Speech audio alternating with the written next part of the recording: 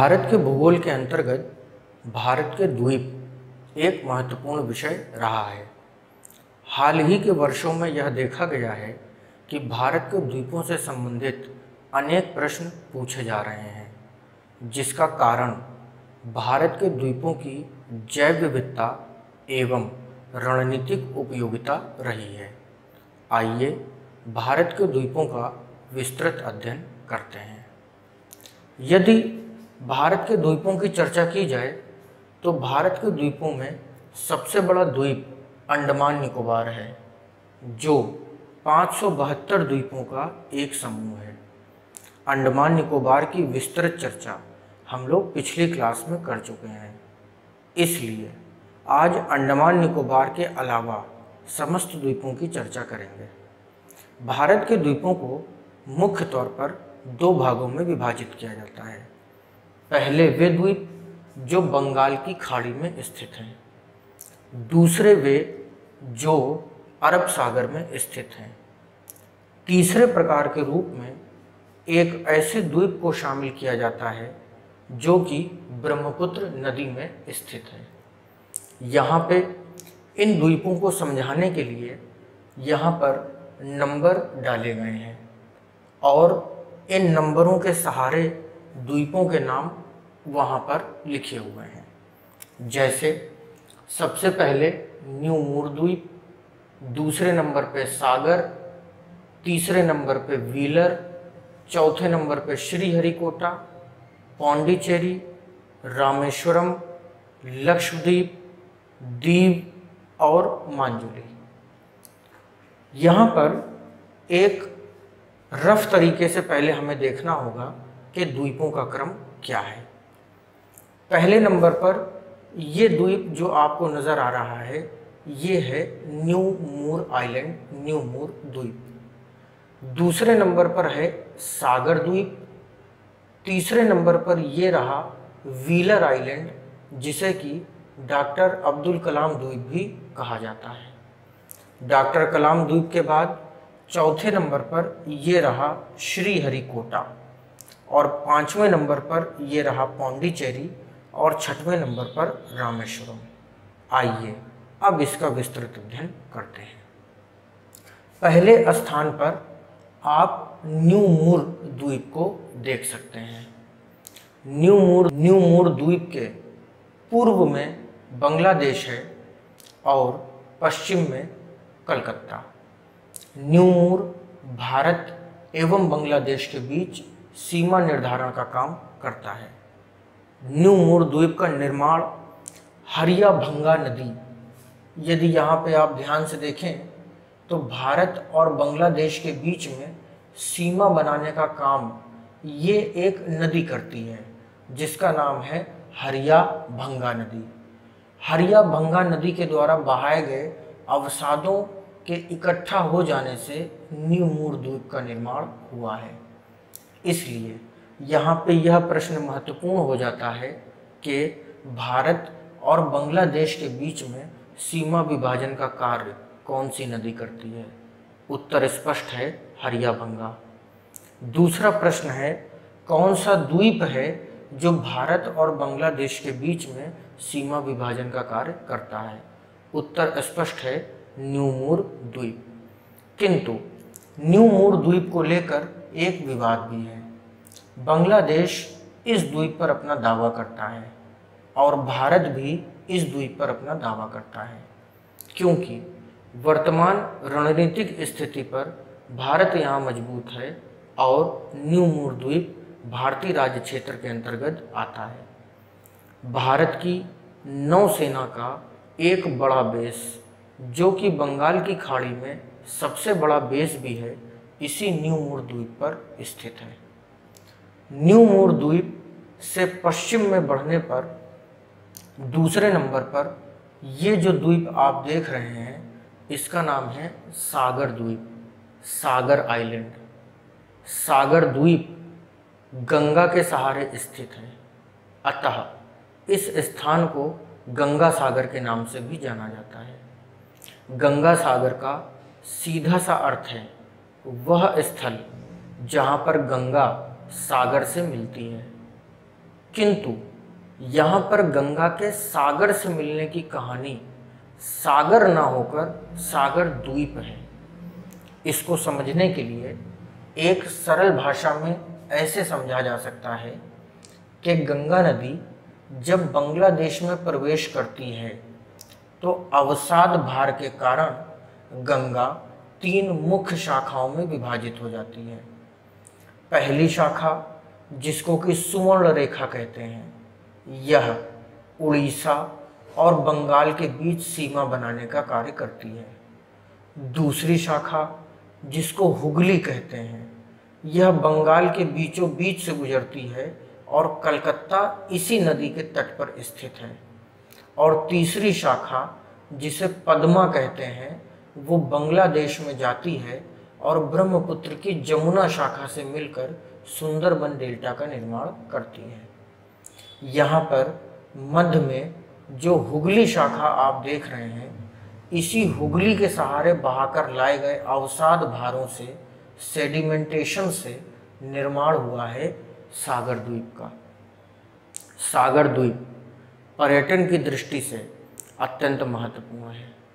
सागर द्वीप पर अनेक उत्सव भी मनाए जाते हैं, किंतु पर्यटन, जैव विविधता एवं उत्सवों के अलावा सागर द्वीप का धार्मिक महत्व सबसे बड़ा है।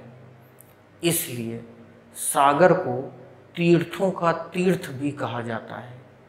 वर्ष भर यहाँ पर अनेक तीर्थयात्री सागर के दर्शन करने के लिए आते हैं।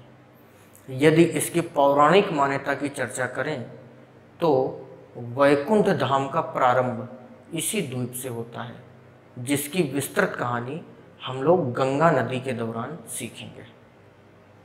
सागर द्वीप से जब आगे बढ़ते हैं तो तीसरे स्थान पर उड़ीसा के तट पर हमें मिलता है व्हीलर द्वीप, व्हीलर आइलैंड, जो कि उड़ीसा के चांदीपुर जिले से संबंधित है। चांदीपुर में व्हीलर और चांदीपुर के बगल में बालासोर। यदि बालासोर, चांदीपुर और व्हीलर इन तीनों को आपस में मिला दिया जाए तो यह भारत की एक अत्यंत महत्वपूर्ण रणनीतिक इकाई का कार्य करते हैं। कारण यह है कि इस द्वीप को DRDO, defence research and development organisation ने अपने पास रखा हुआ है। यह द्वीप भारत के लिए मिसाइल प्रक्षेपण केंद्र का कार्य करता है। जब भी आप सुनते हैं कि DRDO ने कोई नई मिसाइल बनाई और उस मिसाइल को टेस्ट फायर किया गया, तो मिसाइल का यह टेस्ट फायर, यह परीक्षण इसी व्हीलर द्वीप के सहारे किया जाता है। और व्हीलर द्वीप से यह मिसाइल बंगाल की खाड़ी क्षेत्र में चलाई जाती है, जहां पर सेट टारगेट को ध्वस्त करके DRDO अपना परीक्षण पूरा करता है। डॉक्टर कलाम भारत के मिसाइल मैन कहे जाते थे, इसलिए उनकी मृत्यु के बाद उनको श्रद्धांजलि देने के लिए इस द्वीप का नाम बदलकर अब डॉक्टर अब्दुल कलाम द्वीप कर दिया गया है।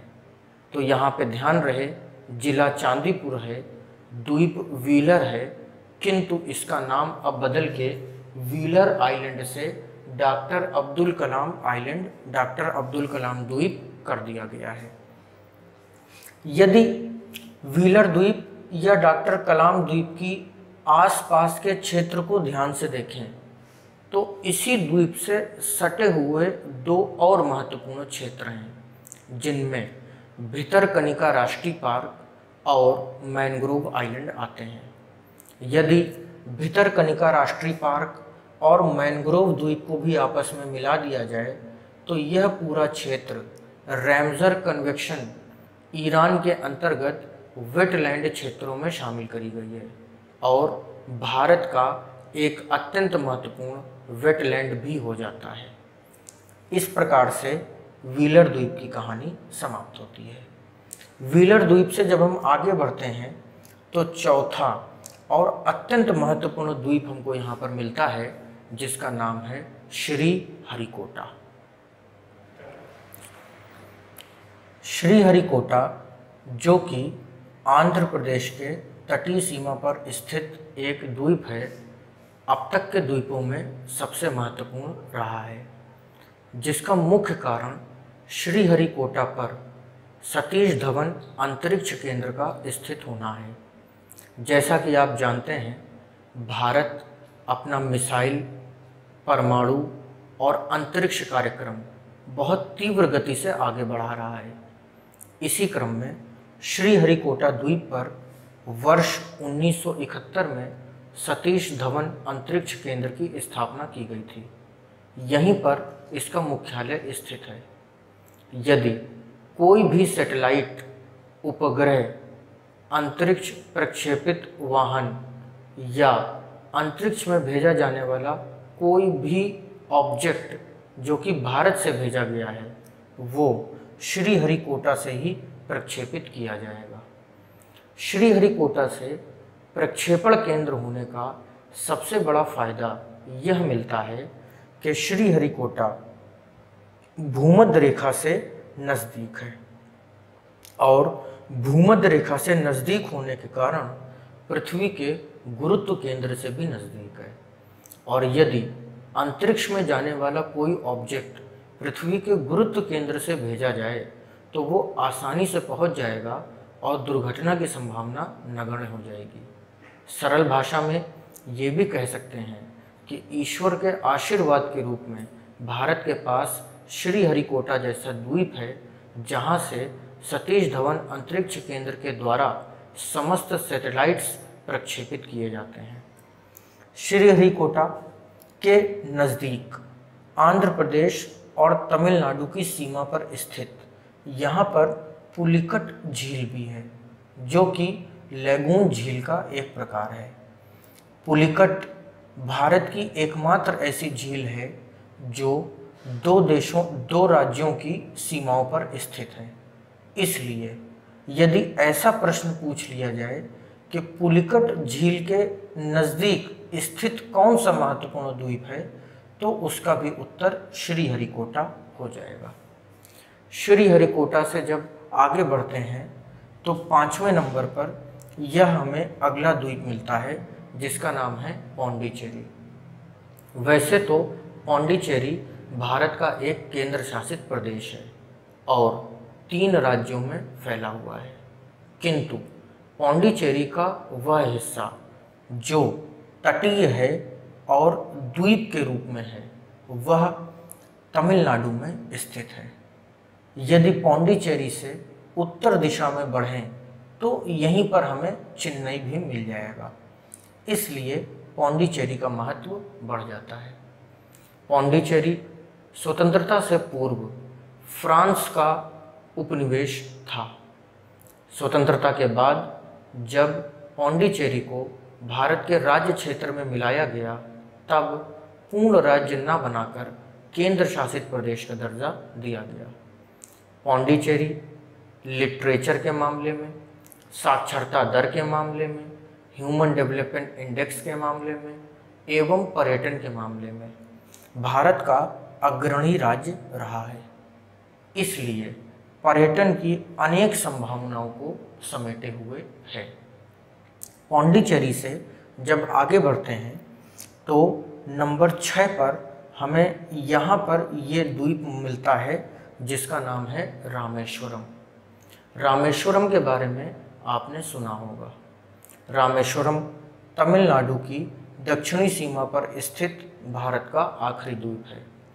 पौराणिक मान्यताओं के अनुसार रामेश्वरम में स्थित शिवलिंग एकमात्र मानव निर्मित ज्योतिर्लिंग है। 12 ज्योतिर्लिंगों में एकमात्र मानव निर्मित ज्योतिर्लिंग रामेश्वरम है, यह प्रश्न भी पूछा जाता है। यदि आप रामेश्वरम द्वीप से आगे बढ़ेंगे तो एक स्थान मिलता है धनुषकोटी, और धनुषकोटी से मात्र 28 किलोमीटर की दूरी पर श्रीलंका का एक द्वीप मिलता है, जिसका नाम है तलाई मन्नार। और इस प्रकार से रामेश्वरम और तलाई मन्नार के मध्य यह एक जलीय सीमा बन जाती है। और इसी जलीय सीमा के बीच में भारत और श्रीलंका को आपस में अलग करती है पाक जल संधि। किंतु पौराणिक मान्यताओं के अनुसार इसी रामेश्वरम और तलाई मन्नार के मध्य जो सीधी रेखा आप देख रहे हैं, यहीं पर राम सेतु का निर्माण किया गया था।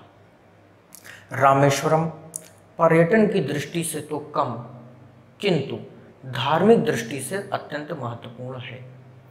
इस प्रकार से बंगाल की खाड़ी के द्वीप समाप्त होते हैं। बंगाल की खाड़ी के द्वीपों के बाद अब हम अरब सागर के कुछ द्वीपों की चर्चा करेंगे, जिनमें पहले नंबर पर और सबसे महत्वपूर्ण द्वीप समूह है लक्षद्वीप। 7वें नंबर पर लक्षद्वीप यहाँ पर आप देख सकते हैं। लक्षद्वीप में वैसे तो 39 द्वीप समूह हैं, किंतु 36 द्वीप समूह मानव बस्तियों से आबाद हैं। लक्षद्वीप द्वीप समूह कैसे बन गया, तो यह भौगोलिक इतिहास की घटना है, जिसकी कहानी के अनुसार जब गोंडवाना फ्रैक्चर हुआ और अरावली नॉट की टक्कर पामीर की नॉट में हुई, तो दक्षिण भारतीय प्लेट थोड़ा सा ऊपर उठ गई, जिसके परिणाम स्वरूप अरावली नॉट से एक लीनियर फ्रैक्चर हुआ और इस लीनियर फ्रैक्चर से पश्चिमी घाट की यह प्लेट पानी में धंस गई, जिससे अरब सागर खुला और जो हिस्सा ऊपर रह गया उसी पर आज लक्षद्वीप पाया जाता है। लक्षद्वीप की एक विशेषता यह भी है कि यह भारत का एकमात्र ऐसा द्वीप है जो प्रवाल भित्ति पर स्थित है, कोरल रीफ पर स्थित है। यह प्रश्न आयोग की परीक्षाओं में अनेक बार पूछा गया है कि प्रवाल भित्ति पर स्थित एकमात्र द्वीप, उत्तर है लक्षद्वीप। केंद्र शासित प्रदेश है, राजधानी है कावारती। लक्षद्वीप से संबंधित एक और महत्वपूर्ण प्रश्न है 8 डिग्री चैनल और 9 डिग्री चैनल। यदि आप लक्षद्वीप से नीचे की तरफ आएं तो लक्षद्वीप के दक्षिण में एक हमें द्वीपीय राष्ट्र मिलता है जिसका नाम है मालदीव। मालदीव और लक्षद्वीप के बीच 8 डिग्री चैनल से सीमा निर्धारण का कार्य किया गया है। अतः यह प्रश्न महत्वपूर्ण हो जाता है कि 8 डिग्री चैनल किन दो को आपस में अलग करता है, तो मालदीव और लक्षद्वीप। ठीक इसी तरीके से 9 डिग्री चैनल शेष लक्षद्वीप और यह छोटा द्वीप मिनी कॉय को आपस में अलग करता है।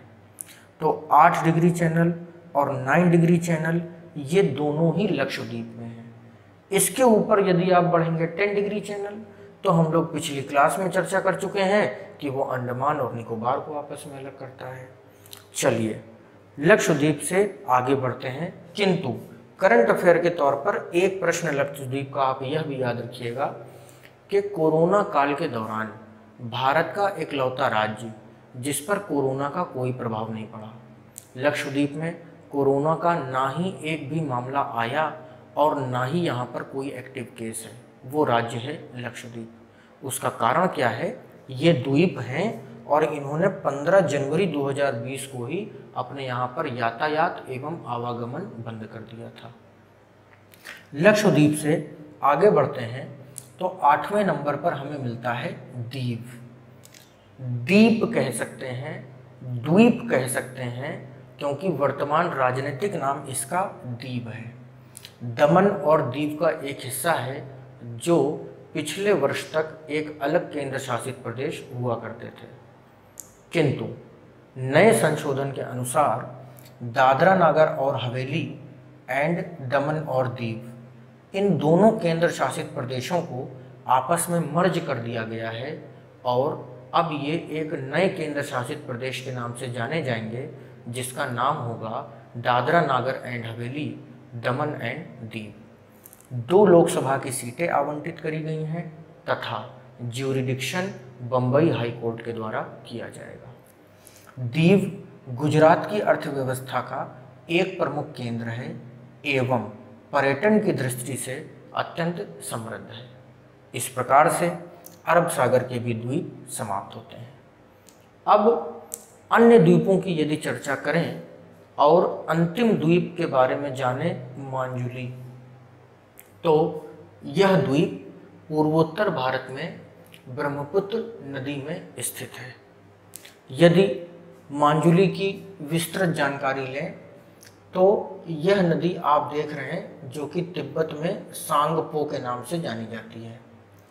अरुणाचल प्रदेश में प्रवेश करते ही इसको दिहांग दिबांग और फिर असम के बाढ़ के मैदानों में इसे ब्रह्मपुत्र कहते हैं। जब यह नदी असम के बाढ़ के मैदानों में होती है तो यहाँ पर अपने द्वारा लाए गए अवसादों से, सेडिमेंट से एक द्वीप का निर्माण करती है जिसका नाम है मांजुली। मांजुली विश्व का सबसे बड़ा नदी द्वीप है। इससे बड़ा द्वीप दुनिया में दूसरा नहीं है।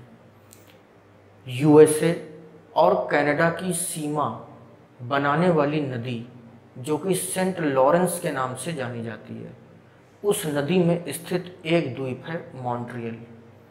मांजुली की खूबसूरती, मांजुली की जैव विविधता और मांजुली की समृद्धि की तुलना हमेशा मॉन्ट्रियल द्वीप से ही की जाती है। इसलिए जब भी आप मांजुली को याद करेंगे तो मॉन्ट्रियल अपने आप याद आ जाएगा, जो यूएसए और कनाडा के बॉर्डर पर स्थित है। मांजुली एक जैव आरक्षित क्षेत्र के रूप में भी विकसित किया जा रहा है और भविष्य में इसके जैव आरक्षित क्षेत्र बन जाने की प्रबल संभावना है। इसके अलावा आपको यह नहीं भूलना चाहिए कि मांजुली भारत का एकमात्र ऐसा द्वीपीय जिला है जो पूरी तरीके से वाईफाई कनेक्टेड भी हो गया है। इसलिए टेक्नोलॉजी के रूप में भी मांजुली मजबूत है। यह भारत के मुख्य द्वीपों की चर्चा समाप्त होती है, किंतु भारत के और भी कई छोटे मोटे द्वीप हैं जिनका रणनीतिक महत्व है। प्री में यदि कोई भी प्रश्न इन द्वीपों से पूछा जाएगा तो अब आप उसको कर पाएंगे, किंतु मुख्य परीक्षा के लिए अभी आपको और मेहनत करनी है, जिसकी चर्चा हम लोग अगले वीडियोस में करेंगे।